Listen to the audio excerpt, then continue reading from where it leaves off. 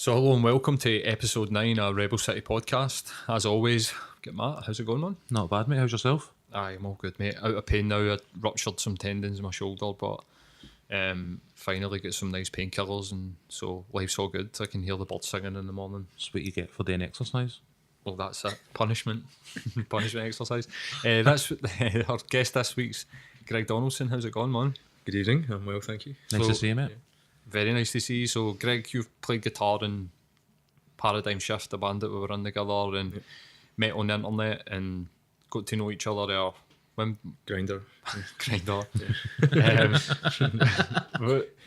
What year would that have been? Maybe 2013. I think it was 20. No, I think it was 2012. Maybe even might have been late 2011, 2012.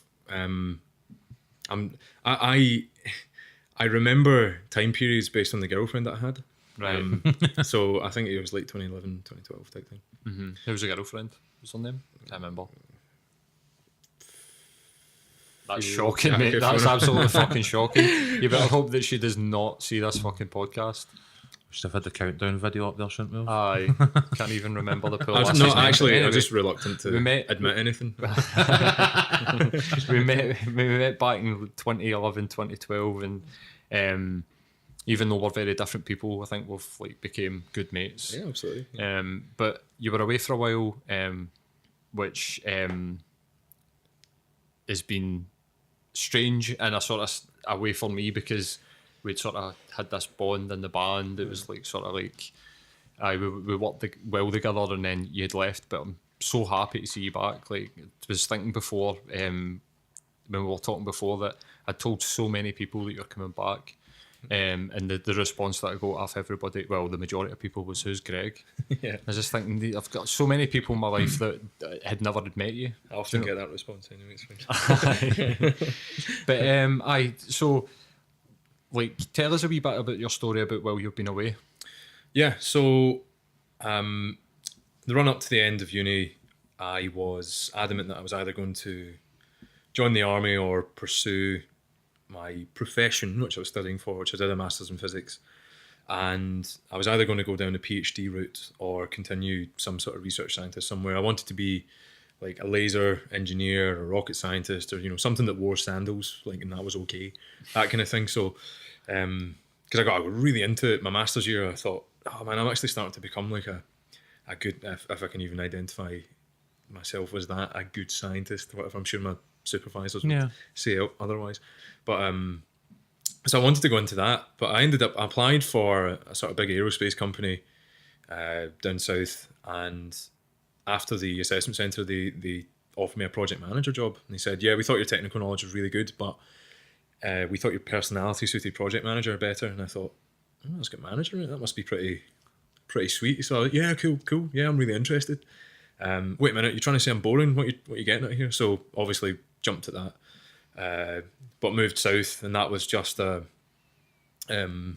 was just a kind of decision that I'd made. It was a job I really wanted to do, and yeah, I just went for it. So moved into somewhere not alien, they're still we still have Tesco and they speak English and everything, so it's still the UK. Just about. Yeah, just about. Although the first place I moved was Salisbury, so which has recently been sort of gas attacked and all that. Anything you want to tell us? No, but was me. No. Niet. No. His name's Niet actually Gregor. No, so I was in there for a while, moved around, 7 months in hotels. That got sort of borderline depressing, to be honest. Man. No team, no nothing. I didn't have my band, I didn't have my army stuff, I didn't have my friends around me, I didn't have my family, and I was 400 miles away from home. Jesus So 7 months of that, and then I was putting on weight and everything. So I started to get in a bit of kind of a low place, and I thought, I'm Alan Partridge is a documentary. You know what I mean? yeah, I just got a bit down, and I thought I need to do something to change this. So I was very much enjoying my financial situation, which was not paying any rent, but I wasn't particularly enjoying my living situation. Hotel every night, I don't have a home base, I'm in different city. I was in the Hebrides at one point and all that kind of thing. So you're thinking the absolute whirlwind up and down the country. And So I found a house in Camberley, 3-bed unfurnished. I went, what if I just rent that out and rent it back to the company for cheaper than what they pay in hotels, because nobody wants to live in hotels.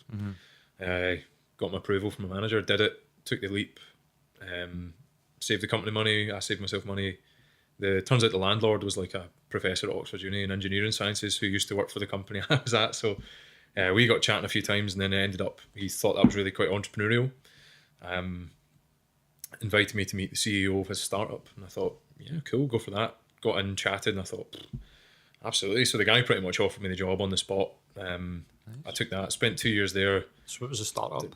So it was like conditional health-based monitoring. So for instance, in your car, you're driving along, oil change 2,000 meters, tire pressure low, blah blah blah. You know, you can do another 50 miles in this tire before it pops.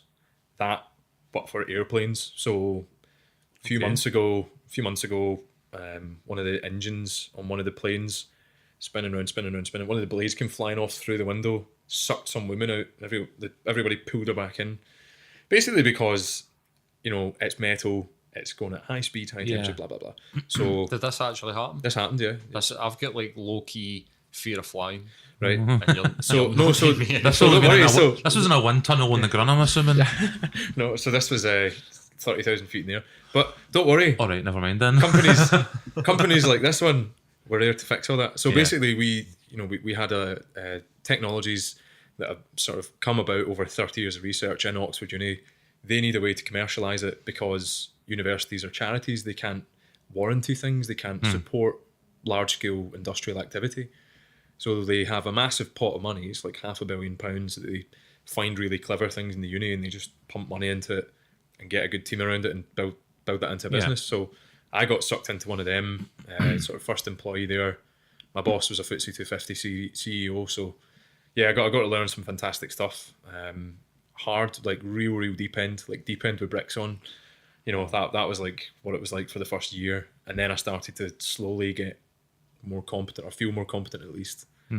Did that for a year. 1 minute I'm the marketing director, next minute I'm the HR guy, and now I'm doing some legal contract, and now I'm doing business development in Oslo, and just absolutely everything. And I thought, wow, I need to write all of this down in my CV because I'm just going to go, oh, I forgot what I've done. Which when so my stepdad had been diagnosed with cancer just before I left, sort of March of 2015. So I obviously went away in August or September from my job, and for the last 3 years, he died in April this year. So I hadn't been there for most of his diagnosis and his suffering really. So I took the opportunity with my boss. We were at a kind of crossroads. We'd secured a lot of contracts with these big guys, a lot of research and development stuff. So there was going to be a lot of lab work. Whereas I'd done such a broad spectrum of things, and I really I wanted to be like a ninja at my profession, because that's, you want to succeed, you've got to get good at something and be good at it, be an expert. So I wanted to kind of close that in. I wasn't really going to have the opportunity to do that unless I rebranded myself, and I felt like that would be taking a year back, and I thought, nah. So I decided to come home, move back to Glasgow, which I'm really, really glad I did. Yeah. Or I've done. And yeah, it was such a warm reception from people. I kind of contemplated why I ever left, kind of thing. Jumped straight back into it, playing a bit of guitar, going out with my friends, just doing what I've always done, and it was great fun. Obviously my family were really pleased to see me, so that was great. And all those silly things I'd written down in my CV, it's got me a pretty nice job. But I don't start that for a few months. So I've got a bit of time off, sort of paid salary as well. So I've got, but I'm just trying to keep my mind exercised. So I've been reading things like Rubicon and The Picture of Dorian Gray and all that. All right, excellent. Yeah, which is a really, really good book. Not quite finished it yet, but just some of the parallels that he draws to sort of society, or England as you would call it, as it used to be interchangeable with Britain in like sort of 1700s, 1800s. Some of the parallels he draws there are still completely true today. People being really uncomfortable. Like, you hold the mirror up to people and they just don't like it in this country. They go, oh no, we'll ignore that. I think that's a universal truth. 100%, but it's particularly prevalent in the UK. Like, it's the Instagram filters on a mirror. Yeah, 100%. There's you. You know, your honking wrinkles, and the rest of you is just That'll you are. come. I think it's weird that. Do you know what? No, man, we've struck fucking gold. Like, we need to delete this podcast because we need to create the mirror. Let's get the filters. Let's get filters. Let's get filters. There we put go. into them. No, this was your purpose in being here tonight. I find it odd that as an cut this English out. student, I've came prepared with like a gajillion physics questions because essentially Morgan Freeman taught me physics Through the wormhole. Through Through the wormhole. but like show. we start off with like literature. You know what I mean? Like, so Well, this was me kind of realizing, in order to be a well-rounded individual, I need to expand my sort of retinue of skills, knowledge, experiences to everything that I can, and become a considered individual, and not just a guy who has a few experiences. Like, I'd like to be able to just approach everything with the same consideration and this is something I've give it seen come up dignity. elsewhere. As I was saying before we started the night, part of my research was watching Particle Fever, and there's a number of comparisons. Like this is it. If it's not in a documentary, I'm not going to pick it up. But they were saying there's a lot of crossover between like the artistic side of their brains, a lot of like really heavily trained musicians, pianists, and stuff like that. But they say it marries really well with an analytical sort of scientific mind. Yeah, so I think particularly physics, conceptually at times can be a very difficult subject. Yeah. People sometimes just cannot grasp why things are the way they are, and that doesn't make sense, but that's nature. And particularly if you get down to the quantum level, there is no certainty. Everything's a sort of probability. It's like I mean, you learn in standard, well, I think it's National 5 now is what they do in school. So you learn in early physics that the speed of acceleration due to gravity is 10 meters per second squared. And then you get to higher and it's 9.8. Then you get to advanced higher and it's 9.81. Yeah. Blah, blah. So things just change and change and change. And then it's like that the more you look into nature, just things get a bit more complicated. So, you've got there's the Bohr model of the atom. You've got your nucleus with the proton and neutron. Your little electrons doing little loops. Yep. So he's doing that. I like how you smile. That's And not. I'm sitting going, I understand this, and you're sitting going, aye. Yeah. This is the Wait for the physics drop. for dummies. Wait for the drop. So like that changes from this really simplistic, oh, that's how it works. That's an easy way to understand that. Once you get a bit deeper into the sort of quantum elements of things, it's kind of like physical chemistry. Due to the nature of electrons being particles and they're subject to all kinds of weird forces and laws and things like that, it becomes more of a probability distribution or probability density It's cloud. about your creative thinking process rather than necessarily exactly everything that you're saying. So in order for people to actually even think of this, to conceptualize what the hell is a probability density cloud, it's basically some of them look like a teardrop, some of them look like a donut ring, and that's just basically saying at this particular level, which in physical chemistry is called an orbital. So you have different levels that the orbit is called an orbital, and there's different types of shells, like an S shell, a P shell, blah blah blah, and some of them are teardrop shaped, and that's basically saying however thick or thin or fat or whatever this bit of teardrop is, that's how likely you are to find that electron. So right down here where it's really really skinny, probably not going to be there. Up in the big fat bit, it's going to be in there somewhere. So It's like a bell graph. kind of, yeah. So it's going to be somewhere in here. So you learn that, and then you go even further into like, oh, what are quarks? Because like these build particles, you're like, I thought an atom was the smallest thing. It's like, no. Three things. There's a few things in an atom, and then there's things in those, and then there's things in those, and you just go down and down until you hit this things we're still finding. You hit this tiny wee thing called a Planck. It's like the Planck length or the Planck constant. That's the tiniest thing we can imagine, and that's like the kind of universal sewing needle that will keep the whole fabric of your understanding of it together. So I can't even remember where I was going with this. But So I was talking about just obviously the switch Yeah, between that was it, scientific yeah. and creative. You know what I mean? Like because So the mindset allows to flip. Yeah, and I think that particularly in physics, there are so many weird concepts that you can probably grasp if you can think about it as a thought experiment, like speed of light and Einstein and planets moving away from each other. The faster they get, the light changes, it's coming, redshift and everything. And then you've also got the maths to back it up. If you can't prove the maths, you can't. Apart from sheer observation, it is far more difficult to. Because I mean, I can tell you, like, I move that. There we go. There's a force applied. But in order to predict that every time and understand how that works, I need a set of laws. I need some maths in order to say I can predict that every time based on the circumstances. So you need to use that analytical side to do that. But the creative side is going, what if I drop that off a cliff? Yeah. What does it do? It gets faster as it goes down. All right, okay, cool. Well, I'm gonna time that. And then all of a sudden you've timed it, you put it on the height, and then you start looking at maybe there's a bit of air resistance that's stopping that reaching its peak thing. So I need to drop it in a vacuum. How do I do that? And then it just goes and goes and goes. Yeah. So you end up getting this like constant battle thought. between theory and practical. Kind of like you're just in a constant thought process of I need to know more. I need to know more. I need to know more. I need to know more. And that's why I think the scientific method is. It's just great. It's really fun to be part of. It sort of teaches you a way to think about problems. They can't all be solved that way, and that's. Yeah. I think that's something that as a younger scientist, you try and apply like that kind of problem solving, that kind of logic to people, and you're like, actually, people don't work like that. People's brains work really weird. Yeah, like, in really weird ways. So you kind of think, well, obviously, logically, you're just not understanding this, and it's like, well, of course they're not, because that's not how their brains wired. They haven't had the, and then there's a whole other like, do you debate them or do you try and empathize with them, or how do you do that? So I usually just shout at them. So it's been a good It's a popular choice. yeah.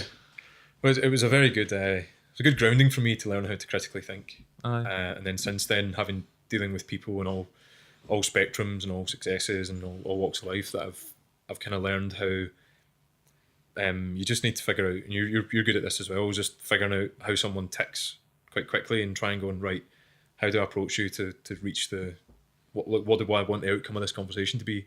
What's the best way to achieve that, rather than trying to force my point on people. And that's I think that's something that some people can be guilty of. Like particularly some scientists think because they did science, but I think around the Brexit thing, some scientists, because they did science, it makes them right on everything, makes their opinion more valid than other people on things that aren't science related. Which I find quite difficult to. There's a lot of that going about the news, well, isn't there? To pass that path. But the skill, like the skills of being able to communicate and stuff, I think that this is something that a lot of people are just forgetting is important in a lot of ways. Do you know what I mean? Like they're saying that we live in a world where people just constantly force their opinion on other people. That's what we're in, like this sort of opinion Hunger Games style thing on Twitter between each other. Where becomes less and less about truth and fact every day, doesn't it? Yeah, definitely.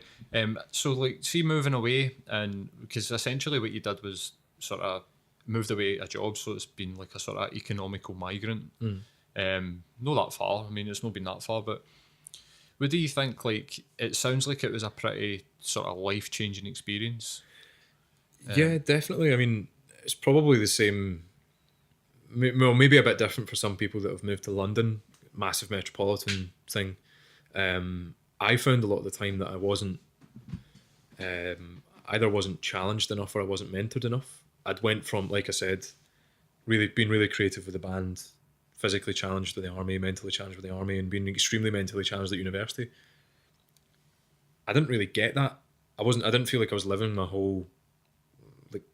best life, I didn't feel like I was doing that a lot of the time, so I tried to find things to sort of fill the void. So I was like, physically, American football, I watched it on the TV at a bar in America when I was away for work, and I thought, I'm going to play that when I go home. So I just picked that up for 2 years. And the creative side of things, startup allows a bit of that, but it's all focused on business, and I thought I want to do a bit of music. So I bought, obviously before I sat down with a guitar and recorded and made demos that way, and then I took this time to kind of exercise my creative side by learning how to produce music and compose it.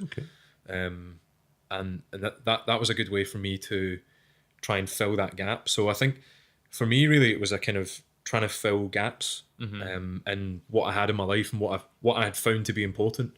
I could be earning a bit of money, but it isn't everything. It really isn't everything, and that was I think that was a really big lesson for me. Is I got to find something that I really enjoy doing, that's well paid enough that I can be comfortable and feel that I'm rewarded appropriately, and I need to have time to exercise my social requirements, my creative requirements, my physical requirements to keep me in the sort of to keep me on my edge, keep me in sort of peak condition as a person.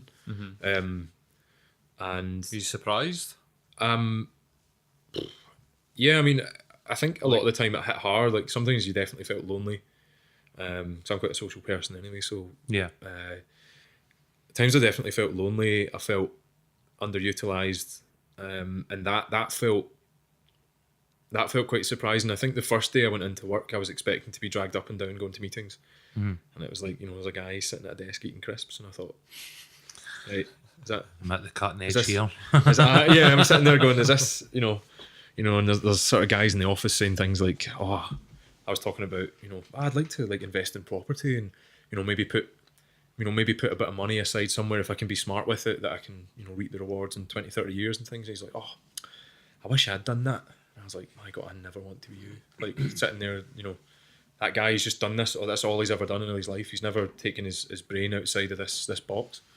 And that was that was an eye opener for me. I thought going and starting work would be, I thought it would give me a completely different purpose, but I was still a bit confused. I wasn't quite sure what is my purpose, where does that lie? And then when I was, like I said, when I was in the hotels all the time, going around and around and around, going, what's the point? What's the purpose of this kind of thing? So I then had to kind of get back on my feet to think, I need something to do. I need something to focus my mind on. And that's when I started to look at other jobs. Luckily, this Oxford thing came up pretty quick, and that kept me very occupied. Good, but again, not without its challenges, because you get, like I said, you get guys a bit older. They sometimes don't come in till 10:30, and other things. And then the locations are sporadic, and now I've got to find my own routine to do everything. I've got to fill my own progression plan, and I'm like, this is a lot of stuff, man. So it's been I've definitely been in the deep end, and I've come out better for it, I think. Had I not, I think had as steely a resolve as I've had to have, just to get through what I've been doing, I think I'd have probably packed up and come up the road quite a lot sooner.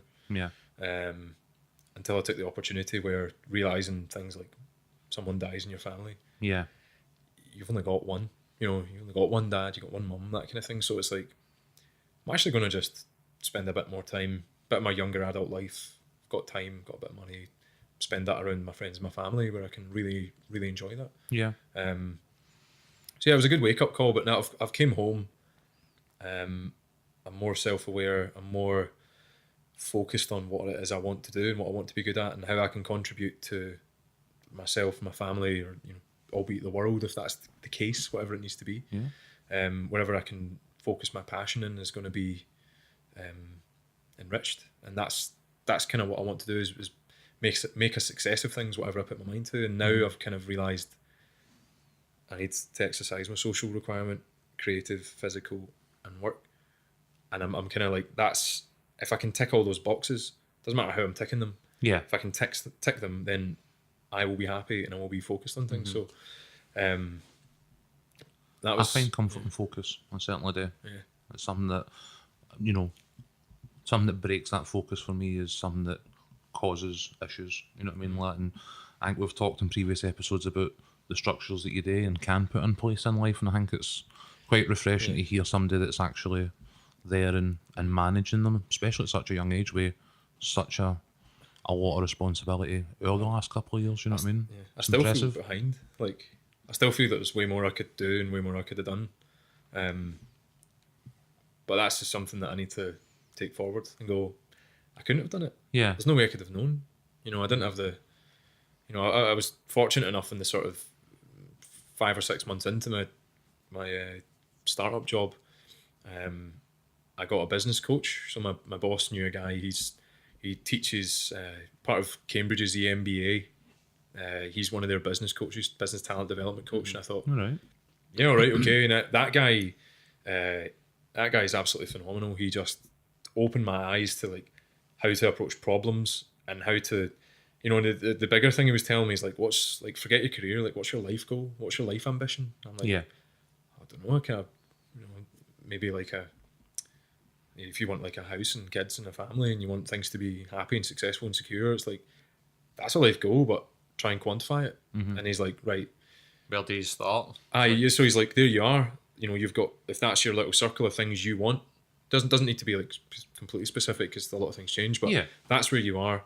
How do you align your career ambitions to meet that? Because if you do it the other way, you're never going to be happy. You're never going to find, you're going to end up somewhere as a consequence of what you did, rather than at least not making what you want to happen by accident. And that was a big thing. Don't make it happen by accident. Things will happen by accident, but at least you were prepared for in some way for something. And that was a great lesson for me. And I took that into trying to have my own schedule and look for where value can be added. And I think we touched on this last time, is like useless jobs, like bullshit jobs kind of thing. Like a lot of people just skive because they need to get hours in, and that they're not really adding anything, and it's not their fault. It's just that's something they're doing. And I thought, right, I need to be adding value all the time. So everything I'm trying to do is like, right, how can I improve that? How can I improve that? How can I improve that? Where's that going wrong? How can I improve that? So that's, again, and I think that's a thing that my science background it grounded me towards, is I need to fix things. I need to fix it. The notion of process. Yeah, progress through process. Yeah. And if it can be applied that way, but then that's where you have to be creative as well as analytical. So I think it's, I think I've definitely found not my niche, but I've found an area that I'd like to work in, where I can really see my mindset working in that, which is a kind of like models, build business models, strategy, that kind of thing. It's like, we need to achieve a goal. I need to get there, and I don't like sitting doing repetitive things. I get really bored with that really quickly. I like to do, here's a goal, mission, how do we get there? Yep. That kind of thing. So that's what drives me. So as long as I can, like, if I wanted to write an EP this year, I got till Christmas and I go, right, 4 songs. That's what I want, and I need to find a way to make that happen. So that's kind of the way I approach things now. Is to set myself a goal and try and achieve that. So in terms of the musical side of things, have you got around to setting that goal there yet? Not quite yet. I think that was just an example, but I'd like to do over the next year, because I've moved back home, so I'm still settling in. And I'm again trying to be realistic with my surroundings.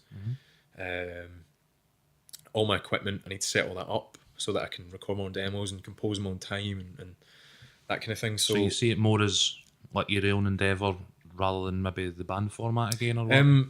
Well, I've been doing a little bit of things with Paul, which We'll definitely do something. Yeah, we're definitely going to be doing something, But it's just not took form yet. Nah. Right. It's just we're I'm not long back. I've got things to sort out, and then it's like, the minute I can put the time and effort in, I want to do that 100%. So I just need to get myself like a flat that I can put all my stuff in, basically. We'll get going. We had two, like, we've been together twice, and we come up with a bass sound, not even a bass line, a bass sound. We spent 2 hours before a football game a couple of weeks ago, and we come up with a sound. You just laughed. We were sitting pure howling at it. It was brilliant. And then we've like done like a guitar, and I've come up with a wee vocal bit. So we're definitely got to do something. Well, I enjoyed the last band, so get the finger it. It just depends on what that looks like. We just don't know what that looks like. Something about the story that opened my eyes to something was the way that you had sort of explained about how you had felt and that you wanted to come back, and it made me think about people that don't have that sort of luxury, that are just forced to live somewhere before work, no family, no friends, just go there, and it's like, go and make it happen. You need to like try and build, and it made me really think hard about that. I remember like a news story, I think back in 2011, and it was talking about how they were pushing people out of London. Yep. And there was people that had been moved out of council houses in London and moved to Nottingham, and basically they were just expecting that's fine, you're not that far, and you're like, but on benefits. They can't travel to London to see their family every day. Like they're used to being run about their family. Jobs and stuff like that. And it made me really think about that and how the family sort of nucleus and stuff, it's really important. I mean, clearly to you as well. Yeah. Because I mean, the ambitions that you're talking about, the goals that you're talking about in terms of the last sort of 10, 15 minutes are all quite humble. I mean, you're talking about time with your family, your health, a creative outlet. You're not talking about, probably what I would, if I had the resources available to me at your age, that, when I was there, I don't think I would have been considering any of those pillars in my health or well-being. You know what I mean? I think what I've realised is, I'd realised that about life goals against career goals, and I think I'm fortunate enough to I've got a good education, and I've got qualifications behind me. I've got experience, so I'm probably not going to be strapped for good jobs, essentially. And to that end, I'm very grateful that I can focus a lot of my efforts on. I want to, but I suppose even at that though, when I described, I'd found the things that I need to do to keep myself at the peak focus. That's what I've figured is important. That gives me the most meaning. It gives me the most. I could go do investment banking in the city or whatever. Don't really want to work 90 hours a week and just fritter my life away to make someone else richer.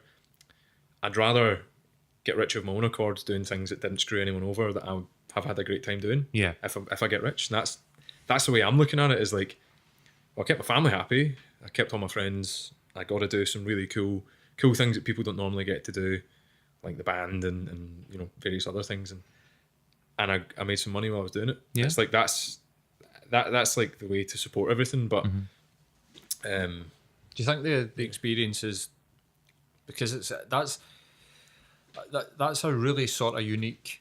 I don't think I've ever spoke to anybody your age that's been like, if I can keep the family happy and keep the friends, it's basically like, fuck the friends. Like, if I'm wanting to make, I'm doing this, I'm doing that, I want to do this, it's about me. Yeah. Do you know what I mean? Do you think that the whole experience, because it is unique, do you think that that's moulded that sort of point of view?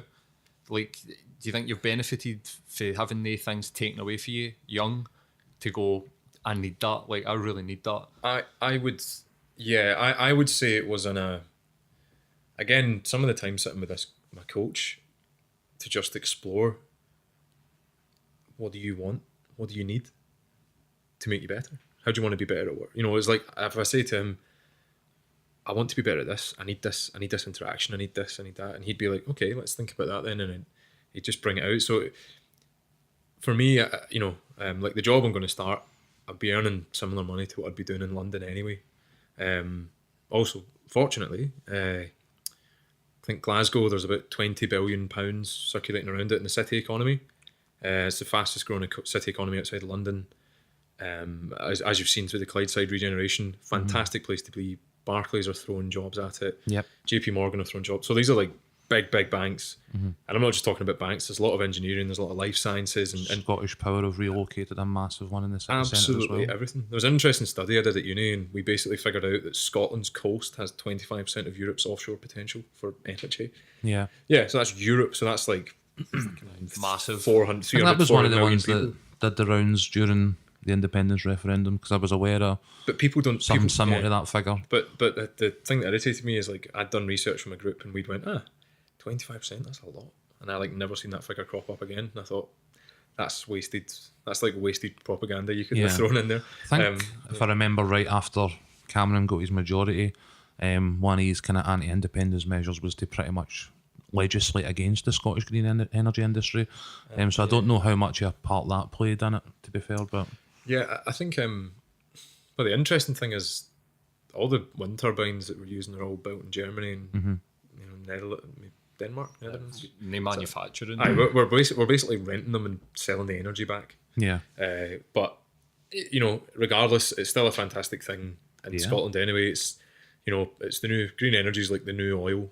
It's like energy in terms of the job sector, finance, medicine, energy, oil, and gas. So they're all in the same thing, because it's this is what you're for. So that's certainly the way it's going. Aberdeen took a bit of a hit for the oil crash and the prices of the barrels. Starting to creep back up onto it. Yeah, but I think energy is a great place to be, and I've just went off on a tangent. I think it's an interesting thing, especially when it comes to the green energy side of things, because like in terms of your engineering, your science, like there's already places like Portugal that are running, almost exclusively Sweden off of as green energy. So there, I think some Central American countries make massive use of like geothermal energy and stuff like that. Probably. And it's all there, and I don't get why we're Money. digging holes. It is just money. I think it's more influence because, I mean, you're still going to get. I mean, even if it goes green, they're still going to make you pay for it. So they're still going to make money off it. Yeah. I think it's the influence. I think it's more the infrastructure's there for the oil and the coal and the gases, and they're just basically like, we're holding on to this for fucking dear life. We'll probably find that once the green energies become as profitable as the oils and the gases, because all the green stuff's all BP, it's all the same people. Yes, Do you know what I mean? SSE, It's not like some guy that's Yeah. catching wind and going like, we'll do this and we'll get this for ourselves or anything like that. It's all BP, it's all the big guys that are... It's no like Jeff with a homemade wind turbine out in the Exactly. back of the farm, is it? So as soon as it becomes as profitable, which is technically money, but I think they'll get the ultimate influence. They'll Absolutely. They'll turn the switch on I think it. the big issue as well when it comes to like oil explicitly is that like how much of the world is plastic.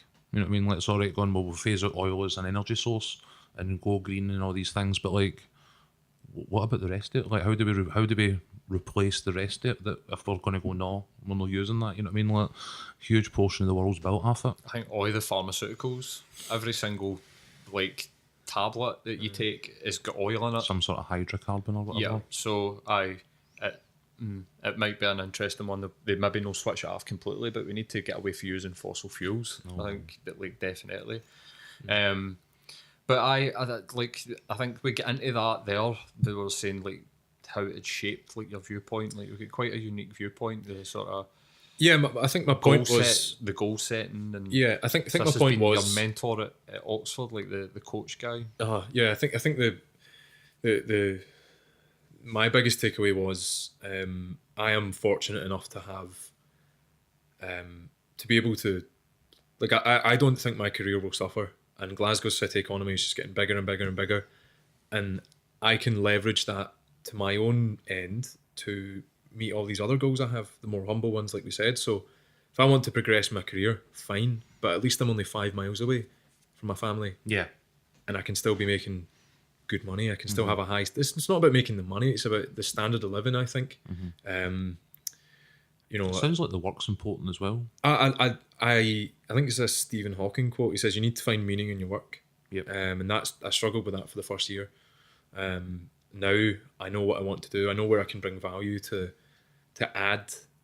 I can demonstrate value to myself to say what I have done has had a tangible impact on X, Y, Z. Yeah. And I can just extrapolate that myself from what I've done. I can make guesswork and probably be right and go, probably improved that bit of infrastructure through what I've done here, etc. So I think the analytical mind's got to be vital in those situations. You know what I mean? Like I think you're getting the best of both worlds there, where you can practically apply it to your everyday life, both in terms of your professional and your personal life, by the sounds of it.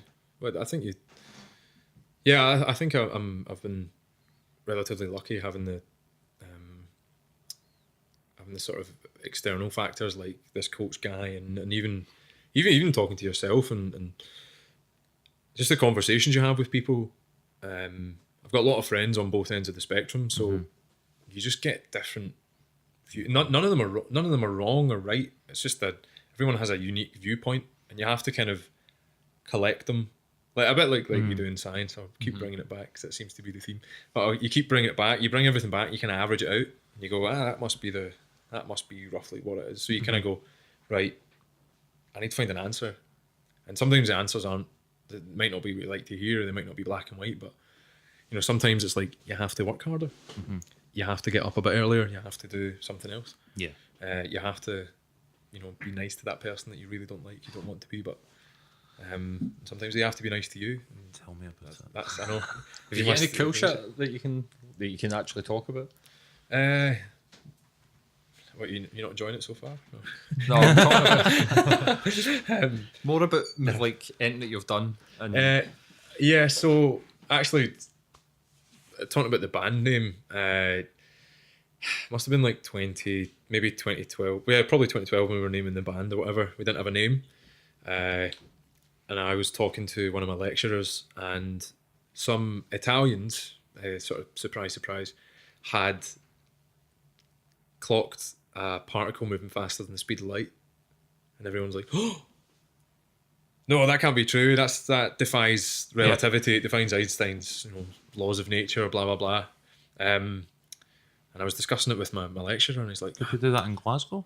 No, it was in CERN. Glasgow Uni? Or I was in CERN, yeah. So it was like, I can't remember. I think it was Italy. Someone had just made a total bummer or whatever it was. Like some guy's like, whatever. And he'd basically made a mistake in the measurement, because we're like, well, what was a neutrino? Because they've got no mass. So technically they can exceed the speed of light, because that'd be, no, it can't be that, oh shit, we've made a mistake.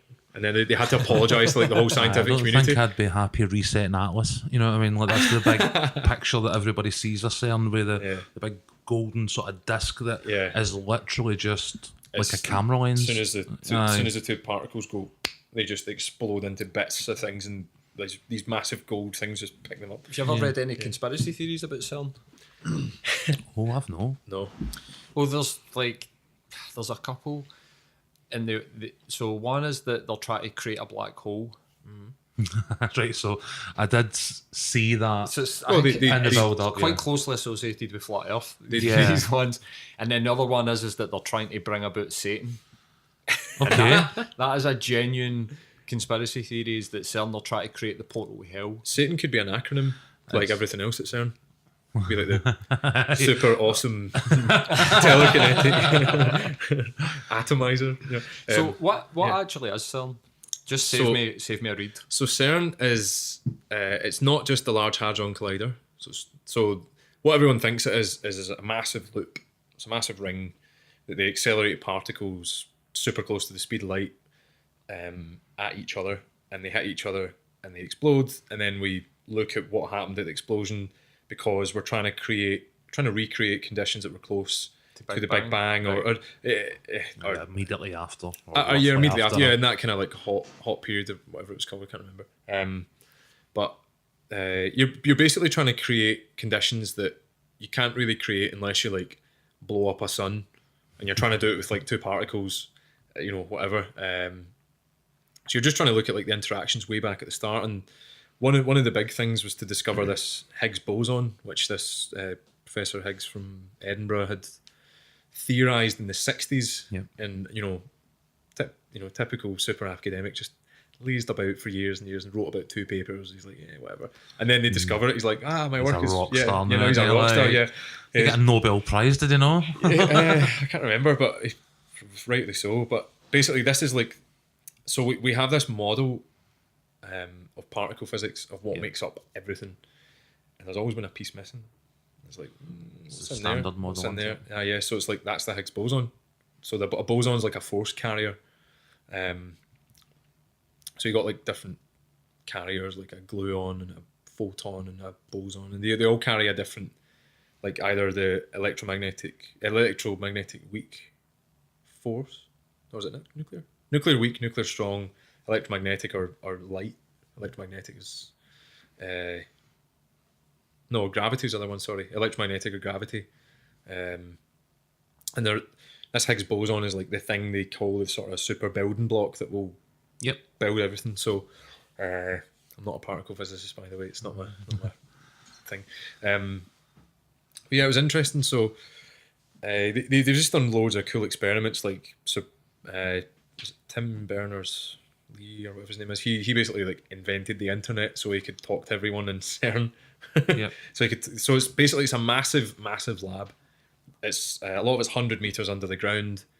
There's loads of different particle accelerators. There's loads of different labs doing loads of different crazy things. A lot of it's mostly particle physics, but they do some cool stuff there. So What they're trying to achieve? Well, they're trying to match up theoretical physics to experimental observation. So people sit and they theorize things like the Higgs Boson. They theorize things like the multiverse theory, matter against antimatter, blah blah blah blah blah.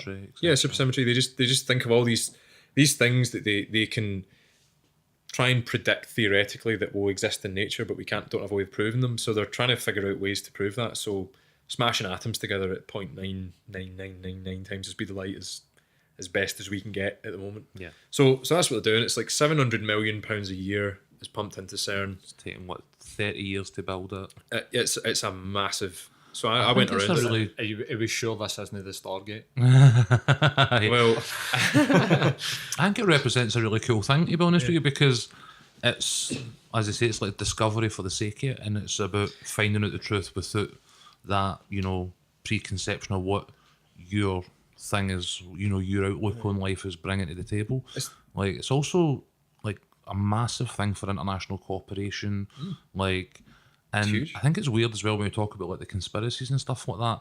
Like it was kind of like the beginning of the current like American political climate, because it was supposed to go to Texas, and the Republicans went, "Get it to fuck," and like we don't want it, and it was really one of the first main examples of like the modern post-truth, like anti-science thing that came for like American Republicans and stuff. 70s? So it would have been Nixon? in that kind of ballpark, aye. Possibly Nixon, or maybe Carter. An interesting thing when I was talking about when they measured the speed of light of that particle wrong, and it didn't actually go faster than the speed of light. I was talking to my lecturer and he said, maybe it's a paradigm shift. And I was like, we'd talked like the week before about naming the band, and I was going, what the hell's that? That's pretty cool. A dramatic change in the paradigm, or like it's like a drastic way changing thinking or thought, or way things go. So I thought that's getting used. So that's basically where the band name came from, was me chatting shite with my lecturer at lunch when I should have been like hanging out with my friends instead of being a big nerd sitting in his office talking about science. It was definitely better than like probably the 4 million name suggestions I made in the background. Oh man, oh mate, I could tell you. I mean, we did the first gig that I ever did. It was in a school band. So me and Richie, like always, pure always and forever. But we were called. We went to this thing where they were like, "Do you want to go and play at the Lighthouse in Glasgow?" And we were like, "Aye, all right." But it was like a school teacher that was like, "Do you want to go and do this?" So it was like, "Aye, cool. Right, we'll go and do it." And we turned up. It was an actual gig. There's like bands there. They're like bands there. Do you know what I mean? Yeah. Like the guys that headlined had a deal, and we were like, "What's going on here? What are we doing here?" Aye, we were there. Shit you not. We played 3 covers, 1 our own songs, and we got to the side of the stage, and the guys like, "What he's called?" Like, no idea. I'm not sure. Pure Planet Caravan.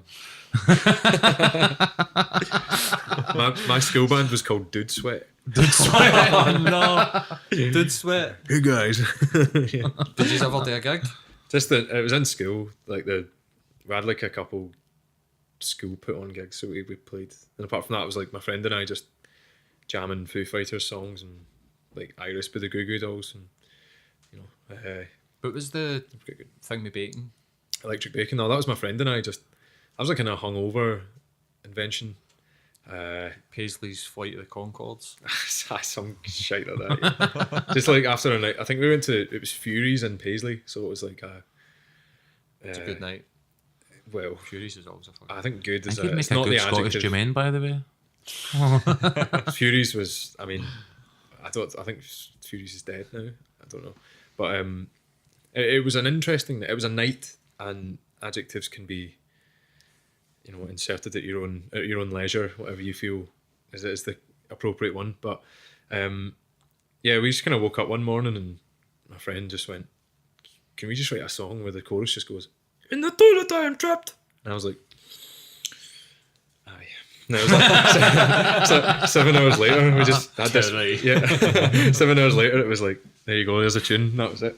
But we never really did much else. I think that was just a kind of, we wanted to do a bit more, but I think my friend was just keen for it, so I was like, yeah, well, no worries then. I've got a cool band here, paradigm shift.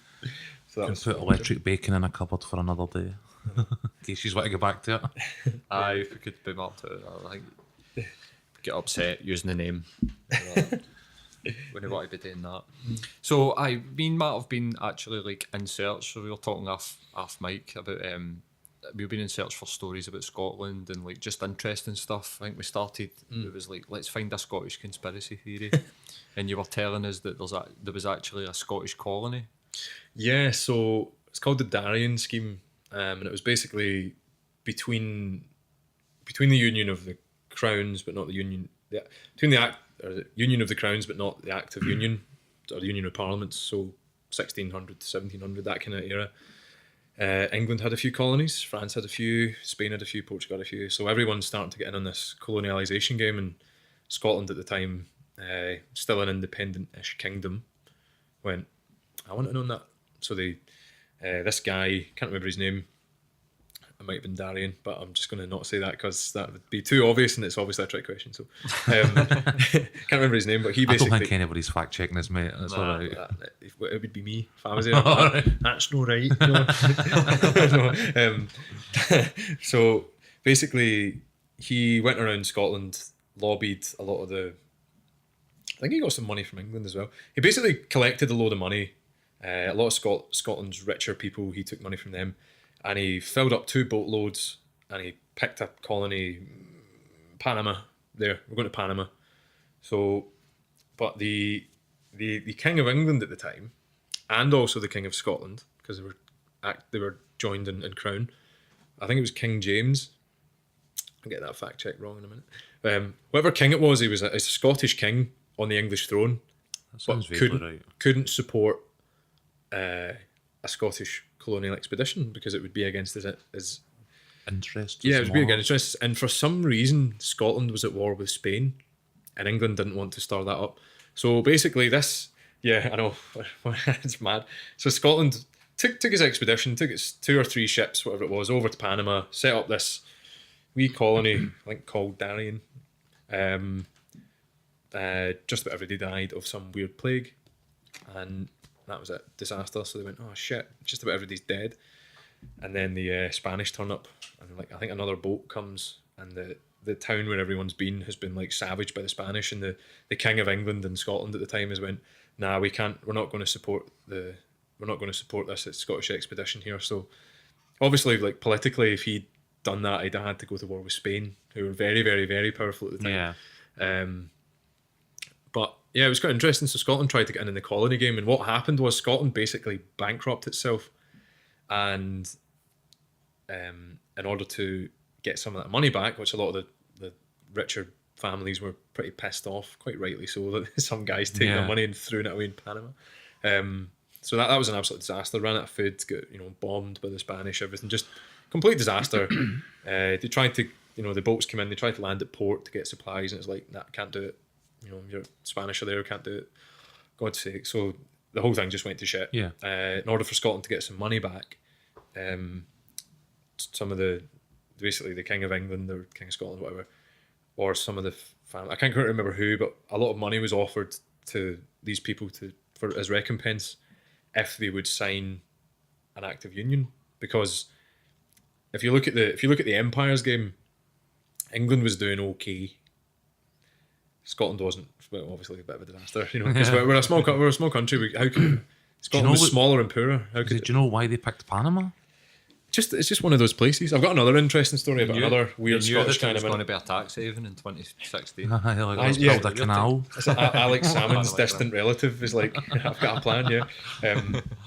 Alexis Salmon. I don't know.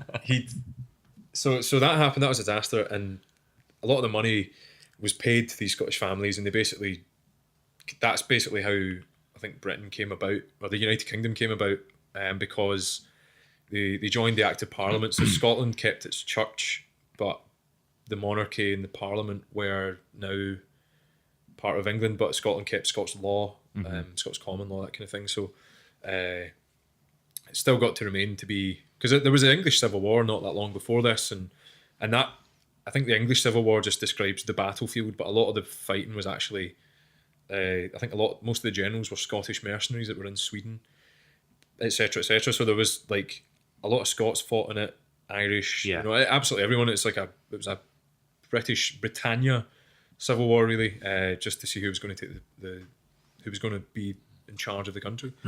You think that Yeah. when I think back, obviously I'm ridiculously uneducated in this, like, and even just British history past this century, Yeah. pretty much. When I think about like that sort of time, I think about Scots people being like wild. Nah, And, Not wild like, enough, clearly. No, but I think about them as being like, do you know what I mean? Like that sort of like kill, like that's the way that we were. It wasn't, but there was this whole other section, that something's gone. It's fine. When we hear it, okay, there's this whole section of like the noblemen, like that type of thing, yeah. So that were actually like active in politics and going abroad, whereas I say we, I'm talking about me here because I'm ignorant here. I think about Braveheart, I think about Rob Roy, was I about to think say about that. like we were impoverished and we were in the hills and we were with our farms and they came here and they took it and blah blah blah. That is the kind of sort of attitude that I've sort of got Around about towards the time of slavery and the tobacco barons, if you think about, That's- you know, Glasgow, like, that would have, but we're talking like 1700s, that kind of 17 ballpark. to 1800s. Yeah, Glasgow exploded after 1680 or something like that. I was looking at Right. populations the other day for some reason. I do that. I don't Yeah, know. just Yeah, because. yeah, yeah. Why not? Yeah. It's in the Mitchell Library. I'm not going to say I've never looked up the population of a country, Well, but, you know. 1960, Glasgow was the most densely populated city on the planet. Yep. And then they had to like shove everyone out to Cumbernauld and East Kilbride and everything. But yeah, like that notional romantic vision of Scotland as the underdog stuff, that's a complete lot of nonsense. Like and Braveheart has just solidified that, because people didn't run about in kilts. Like, see, the nobles, they're no different. Half of them are English nobles anyway, and half the Scottish nobles were in England. No different to England in that feudal medieval time. We just had a couple of smaller castles because we're a smaller country. Scotland was a kingdom before England was. Like, so there's a new movie coming out, Outlaw King, Yeah. and I don't know if you've seen the trailer for Captain it. It's Cook. basically I've like seen it, it's I've seen it. Braveheart 2, but like for a modern audience who doesn't want romanticized Hollywood bullshit. They Want some go, facts, or- yeah, they go, what Picked an did the American. nobles wear? What did the soldiers wear? What did they do? Oh, they wore mail like everyone else. Oh, they were backstabbing bastards like everyone else. That's the reality of what it was. Like the Scottish court in Stirling Castle, there were more murders there, more politically motivated monarchical bloodlust, like feuds that ever existed. And Macbeth was set in Scotland for a Aye, reason. yeah, exactly. Like Scotland was it was mad, but And now you're talking 17th century again in that ballpark, aren't you? So, but in the 17th century, before that, because Scotland did like bankrupt itself, more parts of it were rural, and that's when a lot of the money came up, and Scotland just started to explode economically. Like Glasgow and Edinburgh just went, like, got really big. Like Edinburgh was the Athens of the North. It was like that's where you went to go to university because it was clever. Glasgow's the fourth oldest English-speaking university in the world. It's like there was a lot of stuff up here, and to think that we were impoverished and we were beat down and an underdog, Yeah. it's just Was Glasgow Uni 700-year-old or something? Is it as much as it's that? it's either maybe 1300s, I think, Aye. something like that. It's pretty old anyway, but 'cause I mean Oxford's only like what 1150 or whatever. It's a reputation that remains with places like St Andrews and various other, institutions in Scotland. Yeah. That there's still a reputation for solid education. Yeah, well, Obviously comes for that. Well, it is with the land of little random inventors and weird little scientists and full of culture and all that stuff. So it's yeah, a lot of that I realised when I was away. I think there's a Burns poem about, I think it's Parcel of Rogues in the Nation were bought and sold for English gold, sort of parcels, that kind of thing. That was about the Scots families all taking the English money, and now they felt beholden to Westminster or the Parliament kind of thing. So it was that whole rage and struggle has been around for like 300 years. So it's nothing new, but there were times where it was. I think it's kind of went like it's been really good being British, and then it's been not so good, and it's been really good being British, it's been not so good, and we're in a kind of like we're in a bit of a low at the moment, like because World War II, we're like we'll go beat the Germans and all that. Yep. We're super British. Everybody loves the king, the queen, Homes whatever. for Heroes, the NHS. All that stuff. Yeah, everything's going great. And then now it's like Brexit. What a disaster! Like this is our legacy. This is what we're left with. So, yeah, it's just it's an interesting relationship. But as soon as England and Scotland stopped fighting and became one nation, sort of thing, our empire just exploded because, Scottish people are notoriously good at fighting. I was going to say, they had they had a lot. They had a lot. I think it's weird that the British Empire came about because the Scottish Empire didn't. You know what I mean? Like, I'm still stuck on Panama over here somewhere. You know what I mean? But I think that's it's a lovely little romantic notion. If you ever play, don't know if you ever play like little Sim City games or anything. Right. You're like, I can have my own little city, and then it turns out it's like, I can't manage New York. I'm a complete disaster. I didn't even manage a like 50 people hamlet, and I was like, everybody's died. Like I forgot to build a funeral home. Spain took over. There's like, I had plague or something. You're like, no, that's kind of what it feels like to me. It's just like we tried it. I say we. It was nothing to do with me. I'd like to know what the process is for selecting a potential colony. Did you send scouts out and hope that a guy No, this isn't a time on wooden ships. You know what I mean? Like, can you imagine landing? Comes back 3 years later and it's pure, lads, I know a place. But it's not to say by the time you spend 3 years getting back there that they've no invented guns. You know what I mean? Like, so they're talking about just sending a guy out on a jolly to go scouting. There was a British Army officer called Gregor McGregor, who's known as the father of securities fraud. Okay. Basically made up, I think it was Poirier or Polier. I looked up a second ago, I can't remember. He basically invented a beautiful place somewhere in the Caribbean, and he got everyone to like pay money into it. He's like made up a bank. He's like, look, banks, so you'll pay, you'll get your Poirier money, blah blah blah. Excuse me if I'm butchering the term. I can't remember. I think it's Poirier, right? Or Poyes or whatever it is. But he basically got a load of people in Scotland and England to pay him loads of money so they could get a ticket over. And yeah, right. So we'll skip forward a bit. Everyone comes over. This guy's minted. He's like, yes, oh my gosh. Everyone gets there and they go, where's the colony? And they're like, well, obviously I haven't finished building it yet. And it's like, shite. So that was just a complete disaster. And they ended up raising funds a second time. And then, so he basically got away with it twice. He got away with it. So he basically like tricked everybody to come over and check this thing out, and it just didn't happen. But the even better thing is this guy then ended up, because he's an ex-British Army officer who had I think he fought against Napoleon round about that time anyway. So if it wasn't Napoleon, it was the Russians or somebody else who'd beaten a war. He then ended up in what is now Venezuela, fighting for Venezuela's independence. Won Venezuela's independence. And he got like a statue built for him there, and all that remains of him here is like a tiny little grave in like Ayr or something, wherever he's from. Is that this guy? There's that up here mad Scottish people all over the globe doing weird things like inventing TV and securing Venezuela's independence from the Spanish, starting the KKK. They're just like, well, you get the good with the bad. But, need to remember Trump's fucking Scottish. Well, so he no, he's Scotch. I'm Scotch. He's Scotch. Yeah, it's me. That'll be it, yeah. He's Scotch, which instantly vetoes him for being anything anywhere near fucking Scottish. You absolute fucking well, he's orange, which is well, similar-ish, yeah. And as obnoxious. Yeah, that was my little interesting factoid on. I think you should make it Scottish. I think you should get a fucking flight out, man. Go and see that statue, Gregor McGregor. Even his name, I was like, tell me about this guy. I want to know. Who's audacious enough to name their kid Gregor McGregor? It does take a set. It's almost a fucking punishment. Yeah, so bold. A new run, man. So we'll just stop it there, man. I've really enjoyed the conversation, man. We've had a wee history lesson and wee physics lesson. Yep. Some literature.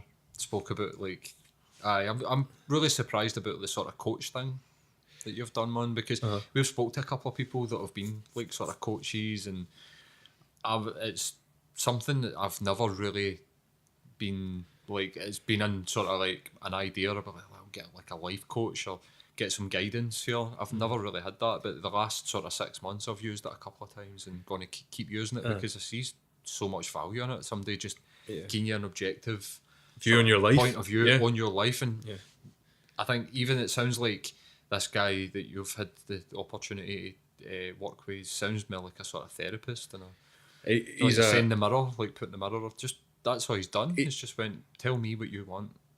Yeah, he had a great way of.